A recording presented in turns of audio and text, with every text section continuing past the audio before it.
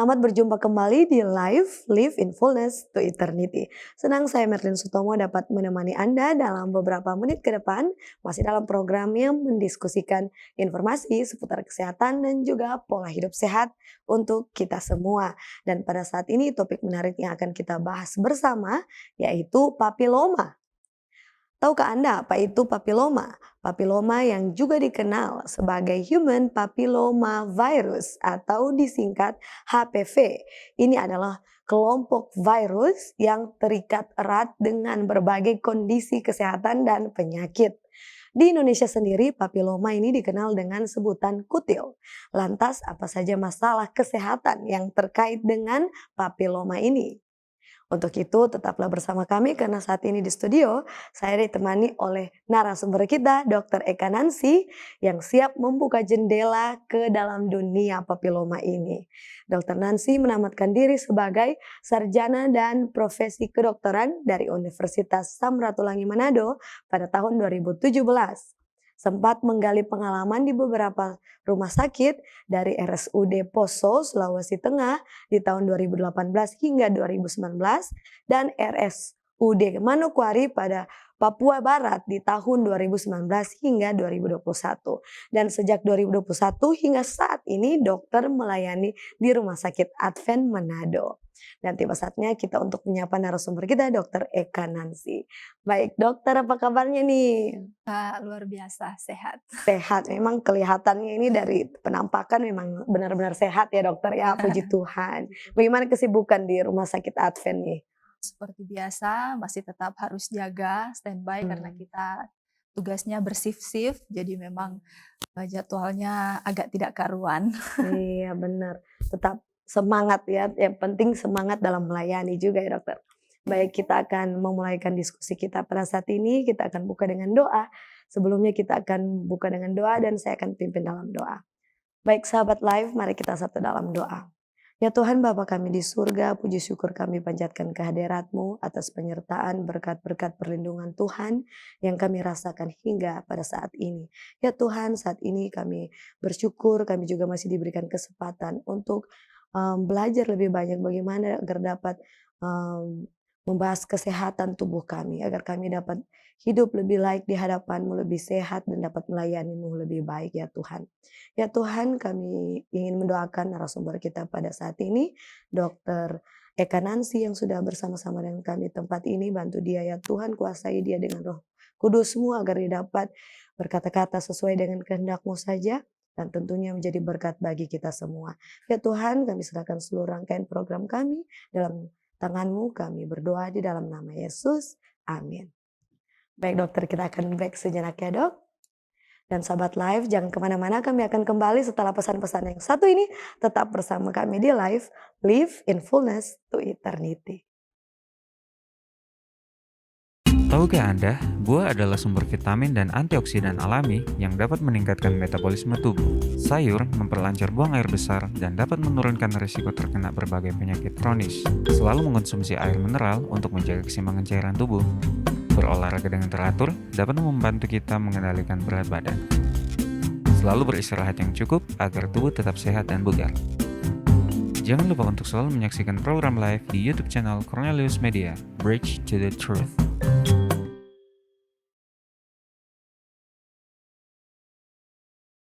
Kembali lagi dengan kami di Live in Fullness to Eternity. Dan kita langsung ke narasumber kita Dr. Eka Nancy, masih dengan topik papiloma. Baik dokter, ngomong-ngomong soal papiloma ini sebenarnya seperti apa dokter? Mau bahas lebih lanjut, mau berkenalan dulu, apa ini papiloma? Baik, sebelum kita membahas lebih lanjut, Iya. kita memang harus mengetahui apa sih ini yang dimaksud dengan Benar. papiloma. Papiloma atau biasa orang awam menyebutnya sebagai kutil, ini merupakan salah satu tumor jinak sebenarnya ya. Ini merupakan tumor jinak yang tumbuh pada jaringan epitel. Ini papiloma biasanya tumbuh pada daerah kulit, bisa saja di daerah tangan, kaki, ataupun bisa juga di daerah wajah. Bahkan ada juga papiloma yang tumbuh di saluran payudara dan juga di lapisan mukosa, laput lendir. Biasanya kalau pada wanita seringnya di leher rahim atau ada juga papiloma yang tumbuh di tenggorokan, di Mhm. laring, di trakea, bahkan ada juga yang tumbuh di sekitar kelopak mata, gitu. Oke dokter. Nah papiloma ini bentuknya seperti apa dokter? Dan ukurannya mungkin seperti apa bisa dijelaskan dok? Papiloma ini memiliki bentuk dan ukuran yang Mhm. berbeda-beda tergantung di mana dia Mhm. menginfeksi. Bisa kalau menginfeksi pada daerah kulit, tangan, dan kaki bentuknya akan berbeda dengan papiloma yang bentuknya ada di wajah dan juga genitalia. Pada daerah tangan dan Mhm. kaki biasanya dia bentuknya agak sedikit menonjol dengan permukaan yang kasar. Mhm. Bahkan ada sedikit sensasi nyeri hingga sampai timbulnya perdarahan apabila kita sering menggaruk benjolan tersebut. Sedangkan pada daerah wajah beda lagi.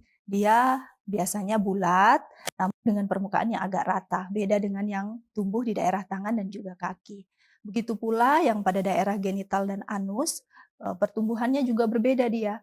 Biasanya akan lebih besar, kemudian pernah lihat kembang kol Mmm, barangkali ya, iya. bentuknya akan menyerupai seperti kembang kol kalau pada daerah genital dan juga anus, seperti itu. Oke dokter. Nah, tadi dokter sebutkan ada yang menggaruk bagian Mhm. papiloma ini ya atau kutil ini. Nah, apakah gejalanya bisa seperti gatal-gatal juga, Dok? Oke, baik. Untuk gejala, memang untuk papiloma ini tidak menimbulkan gejala klinis yang begitu berarti. Namun ada beberapa individu yang mungkin mengeluhkan atau khawatir tentang adanya benjolan-benjolan di permukaan tubuh mereka. Seperti yang saya sudah katakan tadi, bahwa benjolan-benjolan pada tubuh itu tergantung di mana dia menginfeksi. Di tangan dan di kaki bentukannya berbeda, begitu Mmm. pula di wajah dan juga anus, begitu pula dengan genital. Namun ada beberapa gejala yang mungkin, kita bisa lihat pada papiloma yang menginfeksi pada saluran payudara. Pada saluran payudara apabila papiloma sudah tumbuh, maka akan mengakibatkan keluarnya cairan yang encer hingga berdarah pada daerah puting. Kemudian ada juga papiloma yang menyerang pada daerah laring, biasanya ini pada anak-anak. Papiloma yang tumbuh pada daerah laring ini akan menyebabkan suara stridor, atau, anak-anak yang tidurnya menggorok biasanya ya, suara bisa serak ataupun, suara tangisan yang melemah dan pelan. Kemudian pada kasus yang berbahaya, papiloma yang tumbuh di daerah laring ini dapat menyumbat, saluran pernafasan, Mmm. sehingga pada anak-anak akan didapati pasien yang susah untuk bernafas. Baik dokter, dokter sebutkan ada, tempat-tempatnya dapat tumbuh di beberapa tempat, baik Mhm, tangan atau di mana aja ya, dari iya. bagian tubuh kita. Nah, dari seluruh tempat-tempat ini, mana tempat yang lebih sering, muncul atau timbul papiloma Oke, ini?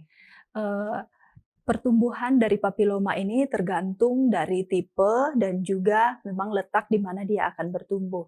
Jadi, tinggal tergantung kita, mengenai atau terinfeksi lewat lewat kontak yang mana nih, apakah lewat dari hubungan seksual ataupun hanya lewat kontak semata. Ini tidak bisa diprediksi akan tumbuhnya di mana, tapi biasanya yang paling sering memang yang seperti saya yang sudah sebutkan tadi. Mmm. Biasanya pada daerah telapak tangan, telapak kaki, dan juga daerah wajah, dan juga tidak ketinggalan yang paling sering itu di daerah kelamin. Biasanya itu yang paling sering kita bisa lihat, seperti itu. Nanti di sini ada beberapa gambar mungkin yang bisa ditunjukkan. Ini ada beberapa contoh, gambaran papiloma yang tumbuh, itu yang menonjol, pada daerah tangan, dan ini juga pada daerah anus dan juga pada daerah genitalia. Ini contohnya salah satu di daerah penis. Biasanya dia akan tumbuh seperti, sayur brokoli, jadi Oke. memang sangat khas kita bisa lihat, gitu. Oke, baik dokter. Dan untuk penyebabnya nih dok, sebenarnya apa? Apakah jenisnya tadi dokter bilang ada bervariasi ya? Apakah variasi ini penyebabnya juga berbeda atau bagaimana dok? Oke, untuk penyebab dari papiloma ini sebagian besar disebabkan oleh karena infeksi virus. Hmm. Infeksi virus pada papiloma ini, namanya human papilloma virus Hmm. atau kita bisa singkat sebagai, HPV, gitu. Itu yang paling sering Nah, apa menyebabkan sebenarnya papiloma. HPV ini dokter? Mungkin bisa dijelaskan lebih lanjut dok. Oke, HPV ini merupakan salah satu virus yang dapat, menular lewat hubungan seksual biasanya, dan kita bisa temukan pada penyakit menular seksual itu pada umumnya ya.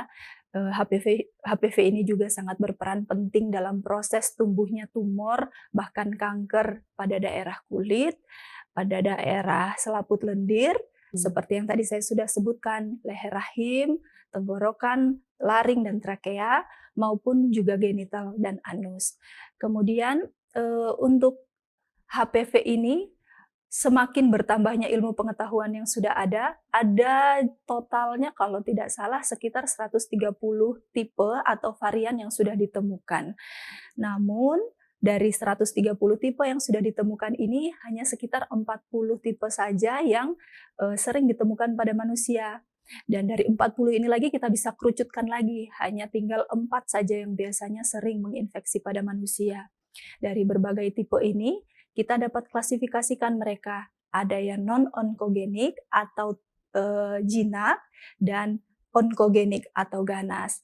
Saya bisa sebutkan walaupun kita tidak akan mempelajari lebih dalam, tipe-tipenya ada yang disebut tipe 16 dan 18 untuk tipe yang jahat, dan tipe yang tidak jahat yaitu di tipe 6 dan tipe 11.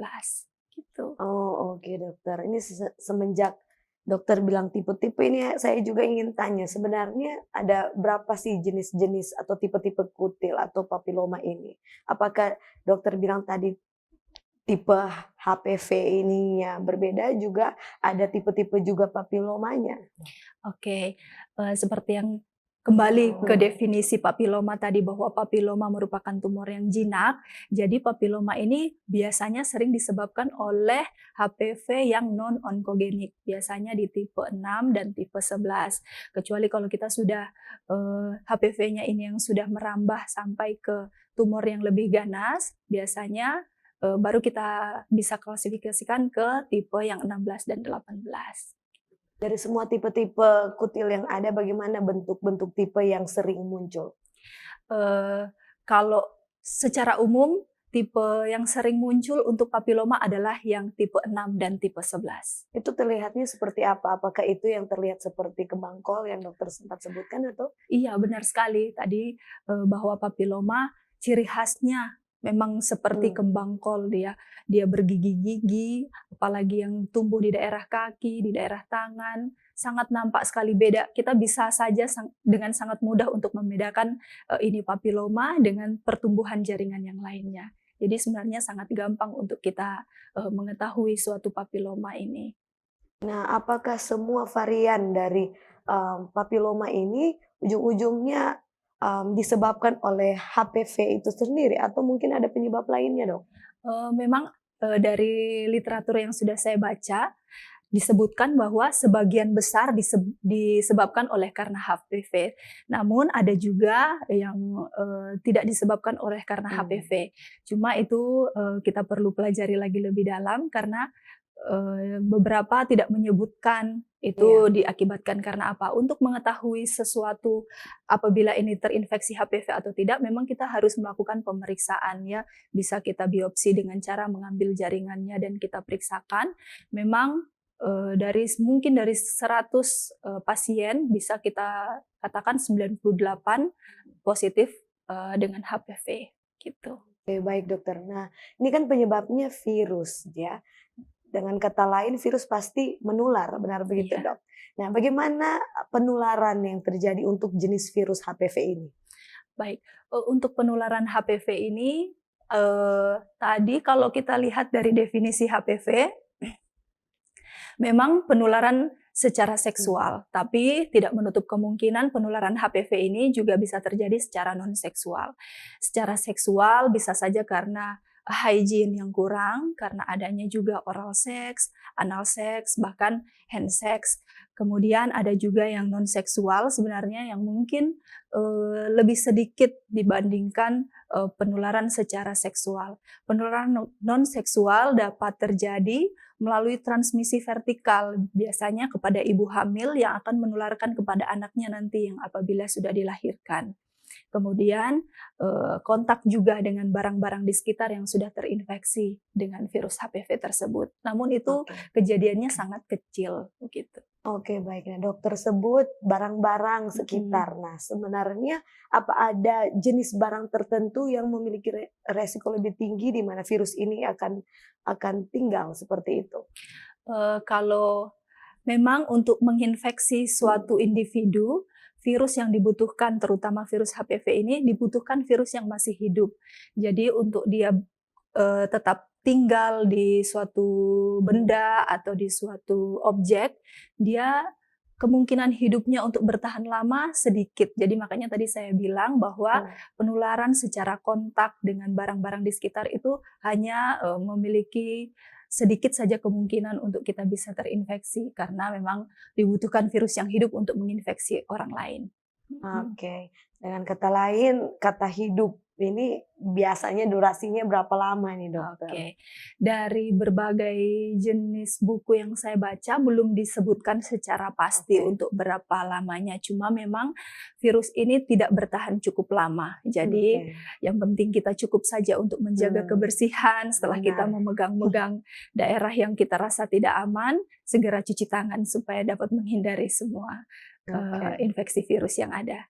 baik. Nah, untuk mereka yang akan terkena penyakit ini, kira-kira siapa aja yang memiliki resiko lebih tinggi? Apakah dapat menyerap semuanya dalam bentuk umur apa aja atau gender apa aja seperti itu? Mana yang lebih Oke. beresiko, Dok? Kalau untuk resiko memang semua beresiko. Namun dari hasil epidemiologi memang wanita lebih sering daripada pria. HPV juga ini akan lebih sering menginfeksi orang dengan respon imun yang rendah, yang turun.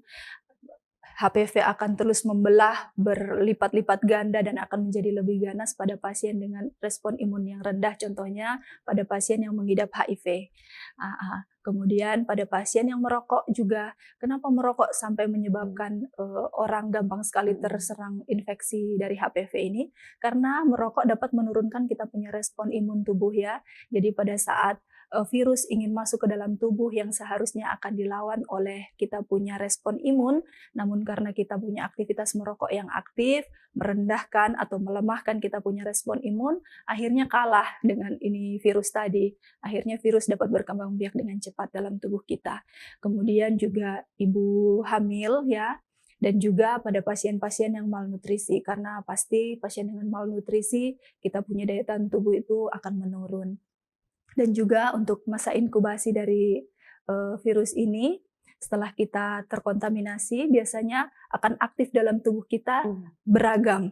Ada yang 2 minggu, bahkan sampai 9 bulan, bahkan ada yang lebih. Sehingga nanti akan menimbulkan gejala pada orang yang akan terinfeksi. Oke, baik dokter. Nah, apa itu juga dapat terkena pada anak-anak, dokter? Oh iya, seperti yang saya bilang tadi, ada transmisi secara vertikal. Pada ibu hamil yang mengidap HPV akan menginfeksi anaknya kelak yang akan lahir apabila dia terkena cairan tubuh dari ibunya. Kemudian pada persalinan tidak dilakukan persalinan yang hygiene, maka resiko besar anak terinfeksi HPV juga akan terjadi. Gitu. Oke, baik dokter. Dan apakah virus HPV ini bisa menyebabkan gejala infeksi yang lebih parah? Oke. Selain papiloma mungkin ya dokter? Untuk gejala infeksi dari HPV ini sama dengan papiloma, sebenarnya tidak akan menimbulkan gejala. Apalagi pada stadium yang masih awal, stadium dini. Kita tidak tahu apabila kita sudah terinfeksi atau tidak. Nanti pada saat sudah memasuki stadium akhir atau sudah lama di dalam tubuh kita, baru gejala tersebut akan muncul. Namun seperti yang saya bilang tadi, manifestasi klinis akan bervariasi tergantung dari tipe virus mana yang menyerang dengan lokasi tubuh mana yang akan terinfeksi. Begitu. Kemudian ada juga beberapa gejala yang mungkin kita bisa lihat secara jelas kasat mata tanpa harus pemeriksaan lebih lanjut seperti tadi yang papiloma bisa tumbuh-tumbuh benjolan-benjolan yang abnormal di dalam kulit kita. Kemudian yang paling sering juga ini HPV apabila sudah masuk dalam stadium lanjut Yang paling sering mungkin kita sudah sering dengar juga ada CA serviks atau kanker serviks biasanya pada perempuan. Nanti gejala klinis apabila sudah terlalu lama HPV ini dalam tubuh kita, gejala klinisnya juga semakin memberat. Dia bisa akan mengeluarkan cairan dari vagina, cairan berupa darah, dan sangat khas apabila setelah kita berhubungan, darah akan keluar. Itu yang sangat khas untuk kanker serviks, gitu, yang disebabkan oleh karena HPV. Oke, baik dokter. Terima kasih untuk jawaban-jawaban yang sudah disampaikan kepada sahabat live sekalian. Kita akan jeda sebentar ya dokter, nanti kita sambung lagi di sesi berikutnya. Baik, sahabat live sekalian, kami akan kembali lagi tetap bersama dengan kami di live Live in Fullness to Eternity. Diskusi dan kajian mendalam mengenai tokoh, tema, atau cerita tertentu di dalam Alkitab. Memberikan motivasi dan bimbingan untuk menggunakan metode yang tepat dalam membaca Alkitab. Selalu saksikan program Depth Inside Growth setiap hari Jumat pukul 19 waktu Indonesia Tengah di YouTube channel Cornelius Media, Bridge to the Truth. Terima kasih Anda masih setia bersama dengan kami di live Live in Fullness to Eternity. Masih dengan Dr. Eka Nancy dalam topik papiloma. Baik dokter, saya ingin bertanya melanjutkan diskusi kita ya. Nah, apakah kutil atau papiloma ini bisa disembuhkan dengan sendirinya tanpa diapa-apain nih dok? Oke, tadi sudah saya sempat sentil sedikit di awal bahwa memang kalau papiloma ini self-limiting, sebenarnya bisa sembuh sendiri. Namun apabila memang sudah mengganggu, alangkah baiknya kita pergi ke dokter untuk mencari jalan keluar bagaimana untuk mengeluarkannya. Soalnya ada beberapa individu yang mungkin papiloma sangat mengganggu. Kalau pekerjaannya memang harus bertemu dengan banyak orang dan berjabat tangan, kemudian ada benjolan, memang agak tidak nyaman, jadi bisa langsung berkonsultasi dengan dokter. Apakah contoh-contoh lain seperti pendarahan dapat terjadi dokter? Bisa saja apabila kita sering melakukan manuver, kita apalagi ada benda asing, kita ada benjolan tumbuh di atas kulit kita, pasti kita secara tidak sadar ingin gatal rasanya, ingin mengeluarkan itu tadi. Jadi apabila kontak yang berlebih terjadi pada daerah papiloma, papiloma bahkan akan menyebabkan perdarahan abnormal. Baik dokter, nah kalau misalkan nih ya, dibiarkan aja lalu tidak sembuh-sembuh nih dok, apa tindakan medis yang bisa dilakukan untuk mereka yang ingin mengeluarkan papiloma ini dok? Oke deh, untuk penanganan papiloma secara medis ada 2 tipe, ada yang secara bedah dan non-bedah. Untuk secara bedah ada 2 juga yang bisa dilakukan. Yang pertama dilakukan kauterisasi, di mana akan dilakukan pembakaran pada daerah papil, tujuannya untuk mematikan virus, kemudian papil tersebut dilakukan pembedahan untuk dikeluarkan. Ada juga opsi kedua pada tindakan pembedahan, yaitu dengan melakukan bedah minor, yaitu bedah kecil untuk tujuannya mengeluarkan benjolan tadi. Kemudian ada juga tindakan laser, di mana laser ini tujuannya juga untuk menghancurkan kutil tadi dengan menggunakan sinar yang berenergi tinggi. Kemudian ada juga metode yang menggunakan namanya krioterapi. Krioterapi ini menggunakan gas nitrogen atau cairan nitrogen, bisa dioleskan secara langsung ke permukaan kutil atau disuntikan secara langsung. Kemudian ada juga metode menggunakan obat-obatan. Obat-obatan yang biasa digunakan ini merupakan obat-obatan dengan golongan asam salisilat.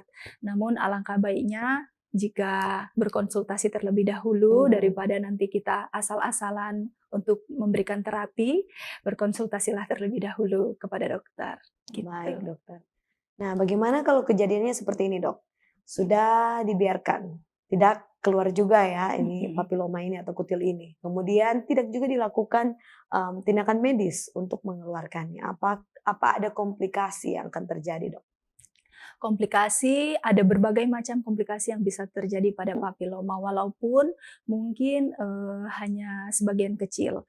Yang pertama yaitu luka di daerah papil tadi, seperti yang saya sudah sebutkan, karena dia resiko berdarah juga, walaupun darah yang keluar nanti jumlahnya tidak terlalu besar, karena jumlahnya kecil mengikuti luka atau mengikuti benjolan papiloma. Kemudian bertambahnya jumlah kutil atau papiloma karena sumber atau infeksinya tidak kita segera atasi. Kemudian juga pada gangguan kehamilan dan persalinan. Apabila kutil pada genitalia bertumbuh, dia bisa tumbuhnya besar, bahkan hingga menutup kita punya jalan lahir. Jadi memang menyusahkan bayi untuk keluar pada saat persalinan. Kemudian seperti tadi yang saya sudah juga ungkit, bahwa ibu hamil dengan HPV dapat menularkan kepada bayi. Kemudian perubahan bentuk papiloma yang akan kemudian menjadi ganas walaupun ini sangat kecil kemungkinannya gitu. Dokter, ini bicara kalau sudah komplikasi tadi bagaimana sekarang bagaimana pencegahannya? Baik, pencegahan papiloma ini sangat beragam. Pastikan yang pertama seperti kita tahu ini papiloma diakibatkan karena infeksi virus. Jadi kita harus menghindari bagaimana caranya virus ini bisa masuk dalam tubuh kita, yaitu dengan cara memperhatikan kegiatan seksual kita, dengan cara tidak berganti-ganti pasangan, kemudian menggunakan alat kontrasepsi dalam hal ini kondom apabila kita berhubungan badan, kemudian untuk perempuan khususnya untuk mencegah atau mengurangi hubungan seksual di usia yang sangat muda. Kemudian yang kedua, hindari merokok, kemudian juga hindari kontak berlebih atau kontak langsung dengan papil atau kutil tersebut apabila ada luka yang terbuka. Kemudian menggunakan alas kaki juga apabila kita berjalan agar tidak terkena kontak dimanapun kita pergi dan berada. Kemudian juga memeriksakan kesehatan secara rutin. Dan juga tidak lupa untuk pria dilakukan sirkumsisi atau sunat ya, karena kalau pada pria biasanya kulit yang menutupi penis itu namun tidak semua ya Kak ya, ada beberapa yang mungkin dia rutin membersihkan, tapi ada juga yang mungkin sudah malas membersihkan, jadi kotoran itu tersimpan tetap di daerah penis yang tertutup oleh kulitnya yang tidak disunat. Kemudian jangan lupa sekarang sudah ada vaksin untuk HPV, jadi kita sudah dimudahkan sebenarnya untuk menghindari ini penyakit-penyakit dengan adanya vaksin. Oke, dokter bilang vaksin HPV, ini apa aja manfaatnya dokter? Oke, manfaat dari vaksinasi HPV ini tentunya sebagai pencegahan primer yang diharapkan akan menurunkan terjadinya infeksi HPV tadi tersebut. Kemudian vaksinasi ini juga akan mengurangi resiko terkenanya kanker serviks terutama pada perempuan yang sekarang banyak sekali perempuan-perempuan terutama di Indonesia yang terkena kanker serviks yang mungkin sudah tidak bisa tertolong lagi karena seperti yang saya sudah katakan ini HPV akan menimbulkan gejala apabila sudah terjadi pada stadium yang lanjut gitu. Baik, untuk tingkat efektivitas dari vaksin HPV ini seberapa besar sih dok? Untuk sekarang saya rasa vaksin HPV sudah sangat membantu. Dari buku yang saya baca, pemberian vaksin ini dilaporkan dapat meningkatkan atau proteksi diri terhadap kita untuk terhindar dari HPV yaitu sekitar 89%. Jadi cukup banyak, besar. Jadi karena vaksin ini juga dapat mempunyai cross protection dengan tipe-tipe yang lain begitu. Jadi sangat efektif apabila juga vaksin HPV ini diberikan kepada orang yang belum pernah mengidap atau terinfeksi HPV sebelumnya. Baik, apa saja syarat pemberian vaksinasi ini? Apakah mungkin usianya harus umur berapa, pada saat kapan? Seperti itu dok. Oke, untuk syarat pemberian vaksin HPV ini memang dianjurkan pada usia dini. Biasanya kalau berdasarkan Food Drugs Administration dari US, dia pada usia 10 sampai 26 tahun dan maksimal pada usia 55 tahun. Paling efektif diberikan pada usia 25 sampai 45 tahun. Namun ada beberapa perhimpunan juga yang memberikan opininya masing-masing. Seperti Perhimpunan Obstin dan Ginekologi Indonesia menyarankan bahwa pemberian vaksin diberikan pada usia 10 sampai 50 tahun dan begitu pula dengan Ikatan Dokter Anak Indonesia merekomendasikan di atas usia 10 tahun. Pokoknya di atas 10 tahun dengan maksimal 55 tahun kita sudah bisa menerima vaksinasi HPV. Seperti yang kita ketahui juga ini tadi yang saya sudah bilang bahwa Mhm. HPV terdiri dari 2 jenis yang non-onkogenik dan onkogenik. Jadi pemberian vaksin ini juga ada Mhm. 2 macam, yang bivalent dan quadrivalent, di mana yang bivalent ini untuk melindungi kita dari jenis tipe yang berbahaya, sedangkan yang quadrivalent ini cocok untuk semua tipe, gitu. Oke, pada saat kita Mhm. terima vaksin HPV ini, apa respon tubuh terhadap vaksin ini? Apakah akan panas seperti bagaimana umumnya kita menerima vaksin, dokter? Oke, banyak sekali reaksi tubuh yang akan terjadi apabila kita sudah menerima vaksin HPV. Yang paling sering biasanya Hmm. nyeri pada lokasi penyuntikan, bisa terjadi Oke. sampai kemerahan, bahkan pembengkakan. Kemudian adanya juga gangguan sistem saraf, diantaranya bisa nyeri dan juga pusing. Kemudian yang ketiga, ada gangguan pada sistem pencernaan, biasanya efek sampingnya bisa sampai mual dan muntah. Kemudian gangguan pada kulit, tadi seperti yang sudah saya sebutkan ada Iya. kemerahan, kemudian gatal, bahkan terjadi ruam. Kemudian ada juga gangguan pada sistem otot, di mana akan terjadi atralgia, nyeri-nyeri otot biasanya ya, seperti itu. Kemudian ada juga yang sampai demam dan gangguan saluran pernafasan atas, walaupun itu gejalanya sangat kurang kalau misalnya sampai menginfeksi saluran pernafasan.